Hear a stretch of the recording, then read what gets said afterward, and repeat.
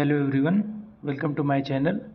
दोस्तों, आज के इस वीडियो में हम बात करने वाले हैं जो रिसेंट माइलस्टोन जो इसरो ने अचीव किया है।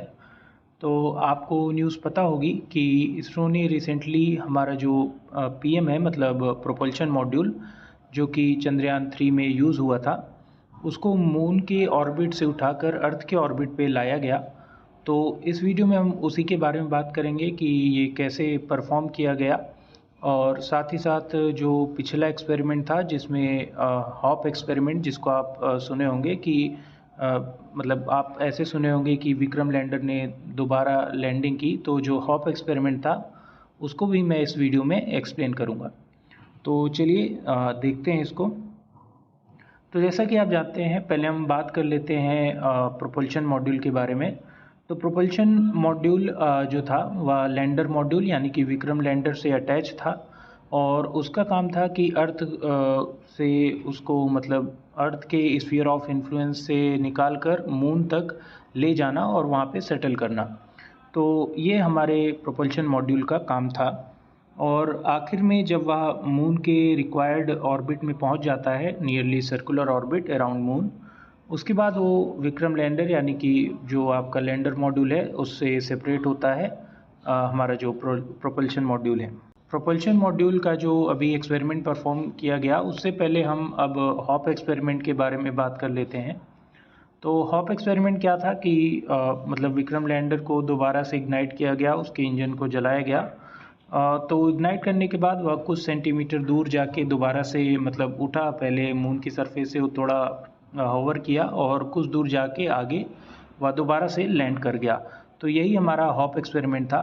तो इसके आउटकम्स क्यों ज़रूरी हैं? तो देखिए, जो नेक्स्ट मिशन होने वाला है इसरो का, वो most probably lunar sample return mission होगा। तो अगर हमको सैंपल मून से अर्थ पे लाना है, तो हमें कहीं ना कहीं ये मेज़र करना होगा कि कितना थ्रस्ट चाहिए, और भी ये तो एक ही है कि कितना थ्रस्ट चाहिए मून की सरफेस से ऊपर उठने में, और भी जो उसके साइंटिफिक पैरामीटर्स हैं उनको एनालाइज किया जा सकता है उस छोटे से एक्सपेरिमेंट की मदद से। तो इसलिए हमारा जो हॉप एक्सपेरिमेंट है वो परफॉर्म किया गया, ताकि जो फ्यूचर मिशंस हैं उनके लिए जो डाटा है उसको इकट्ठा किया जा सके।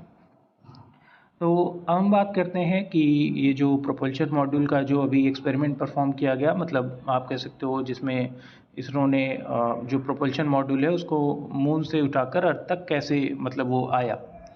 तो देखिए, जो LVM-3 है, मतलब जो रॉकेट है हमारा जिससे चंद्रयान 3 लॉन्च किया गया था, LVM-3 ने जो चंद्रयान है उसको एक प्रिसाइज ऑर्बिट में पहुंचा दिया था। तो इतनी प्रिसाइज थी कि 100 kg ऑफ फ्यूल उसमें बचा रह गया। मतलब कहने का कि जो ऑर्बिट इंजेक्शन था LVM-3 का, वह इतना प्रिसाइज था कि हमको बहुत एक्स्ट्रा फ्यूल की आवश्यकता नहीं पड़ी।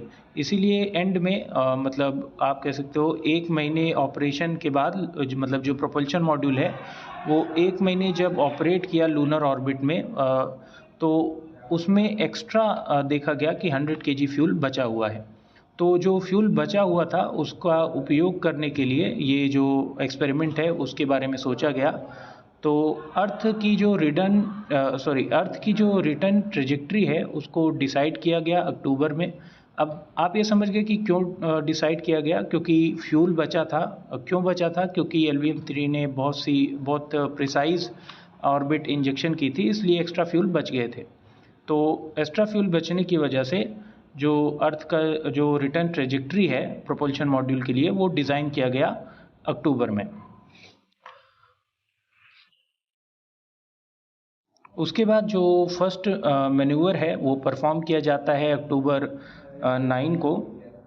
तो अक्टूबर 9 को जो फर्स्ट मैन्यूवर परफॉर्म किया गया, उसमें हमारा जो प्रोपल्शन मॉड्यूल है वह 150 किलोमीटर से, जो कि नियरली सर्कुलर ऑर्बिट है, उससे 5112 किलोमीटर की ऑर्बिट में प्रोपल्शन मॉड्यूल को लाया गया। उसके बाद जो सेकेंड मैन्यूवर है, मतलब उसके जस्ट बाद सेकेंड मैन्यूवर को प्लान किया गया, जिसमें कि अब हम मून के ऑर्बिट से निकल के अर्थ की ऑर्बिट की तरफ आएंगे। तो ये जो सेकेंड मैन्यूवर था वो 1.8 लाख बाई 3.8 लाख, मतलब पेरिजी और अपोजी बता रहा हूँ मैं। तो ये जो 1.8 लाख बाई 3.8 लाख किलोमीटर जो अर्थ की ऑर्बिट है, उसमें इसको इंजेक्ट किया गया सेकेंड मैन्यूवर की माध्यम से। तो ये जो इंजेक्शन था, इसको ट्रांस अर्थ इंजेक्शन आप कह सकते हैं। ये परफॉर्म किया गया अक्टूबर 13 को। उसके बाद जो प्रोपल्शन मॉड्यूल है वो 4 फ्लाई बाइज मून के राउंड करता है, मतलब 4 बार मून से वो गुजरता है इस मैन्यूवर के दौरान। फिर हमारा जो नवंबर 22 है, उसमें जो प्रोपल्शन मॉड्यूल है वो पहली अर्थ की जो पेरिजी है उसको ऑब्टेन कर लेता है, जो कि 1.15 लाख किलोमीटर की होती है। तो अभी ये वही है, मतलब इसी ऑर्बिट में, अर्थ की ऑर्बिट में वो घूम रहा है हमारा जो प्रोपल्शन मॉड्यूल है। और प्रेडिक्शन ये है कि there will be no collision, मतलब कोई कोलिजन नहीं होने वाला है, ऐसा प्रेडिक्ट किया गया है। कोई जो सैटेलाइट है अर्थ के अराउंड, उनसे कोई कोलिजन नहीं होगा, ऐसा इसरो का प्रेडिक्शन है। और ये जो प्रोपल्शन मॉड्यूल जो लाया गया अर्थ के अराउंड, इसकी जो एक्सपेक्टेड लाइफ है वह 1 ईयर की है। तो ये सब आपने जान लिया कि आखिर कैसे हमारा जो प्रोपल्शन मॉड्यूल है वो मून से अर्थ की तरफ आया। तो हम बात करते हैं, आप जानते होंगे कि प्रोपल्शन मॉड्यूल केवल प्रोपल्शन के लिए नहीं था, उसमें एक पेलोड भी था, शेप पेलोड।